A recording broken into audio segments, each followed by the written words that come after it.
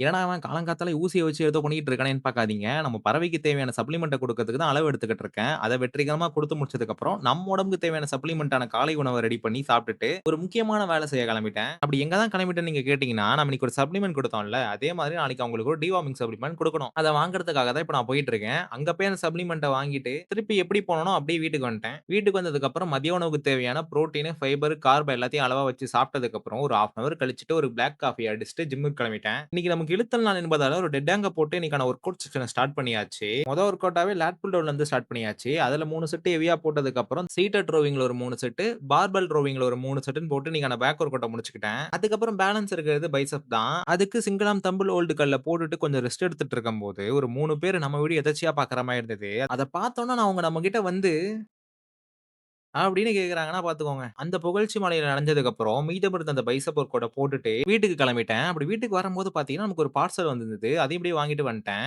இன்னைக்கு நடந்த ஒரு பெரிய சம்பவத்தால, இன்னைக்கான புரோட்டீன் கோல என்னால ஃபுல்லாவே கம்ப்ளீட் பண்ண முடியல. எல்லாமே ஒரு எகத்தாளம் தான். அத நான் இன்னைக்கு சொல்ட்டேன்னா, எனக்கு ஒரு 4 நாளைக்கு அப்புறம் வர ஒரு கன்டென்ட் அத தேறாதுன்றதுக்காக இப்ப என்னால சொல்ல முடியல. நைட்டுக்கு வழக்கம் போல ஒரு 3 சப்பாத்தி, தேங்காய் சட்னிய சாப்பிட்டுட்டு இன்னைக்கான உணவ முடிச்சுக்கிட்டேன். மீண்டும் நாளை ஒரு புதிய நாள்ல, புதிய வீடியோல உங்கள சந்திக்கிறேன் காய்ஸ். பாய்.